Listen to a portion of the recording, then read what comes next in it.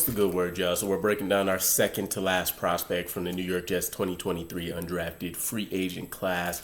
We're diving into one of the final weapons here, running back Travis Dye out of USC.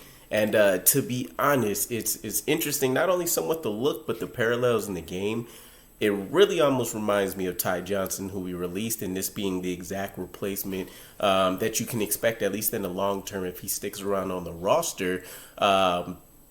And so I guess just keep that in mind as we kind of run through the analysis of what he can do, what some of the weaknesses in his game is going to be. And ultimately, when I take a look at him, his build, his skill set, he seems like he's definitely going to be a committee back. He's not somebody that has the potential to probably be a number one on their own. Kind of like I get the feeling with a guy like Bam.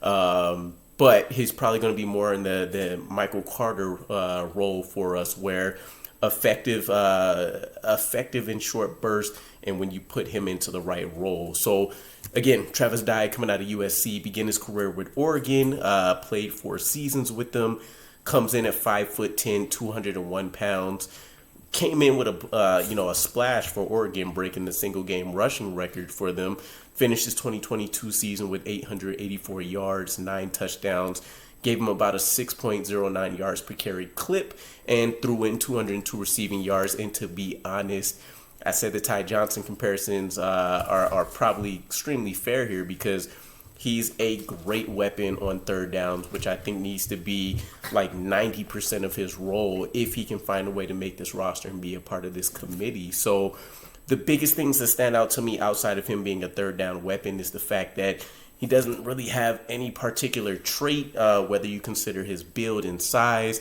whether you consider his athletic profile. There's nothing that stands out that can help him kind of overcome this next transition to the NFL level and some of the talents that are going to be here that he'll be facing. So what he does well, though, he tries to become water, and what I mean by that is he tries to flow to the path of least resistance when he's navigating the defense, which is not something you see out of a lot of running backs.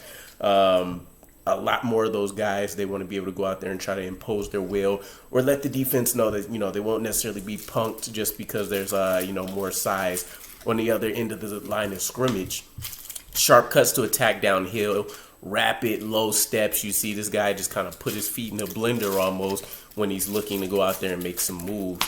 Maintains contact balance fairly well, a natural third down back, as I mentioned, and utilizes his low center of gravity to really not, give up any foresight to the defense in terms of where he plans on attacking, right?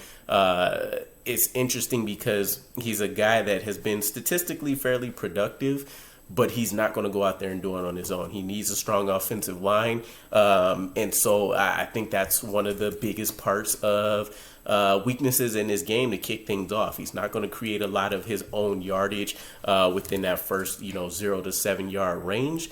He's going to have to rely on his lineman in front of him, and then he'll be able to make things happen on his own from there. Lacks the pass blocking skill set, due to the size and stuff. When you check him out on tape, you're going to see him focusing on a lot of cut blocks to try to get his guy, out of the picture. 9 career fumbles with Oregon, so you have to be a little bit concerned about his hands, especially at the next level. He's not going to be able to break through as many arm tackles, even though that wasn't a highlight of his game in college. You take a look at the size. He's not going to be able to consistently attack the inside of the defense, even if there's a game plan where that may be a strength for us for that particular game. He's not going to be the back to necessarily do that for us. And then there's the leg injury in 2022. This is what probably gave his draft stock a huge hit. Wasn't going to be a day 2 guy by any means, but he was a guy that, could have been gone in the 6th or 7th, preferably to another team that's utilizing, an offense that's not too dissimilar from ours. Teams like the Rams, teams like the Packers for sure. And so we'll see what happens with him. I'm kind of hoping he sticks around. Definitely reminds me again a lot of Ty Johnson. So if he finds a place, I think that'll be his natural role within this New York Jets offense. So only pro comparison I was able to really find was Eno Benjamin. I believe he went in the 2000 draft. So let me know what your guys' thoughts are on Travis Dye out of USC, and I will catch you again. Peace.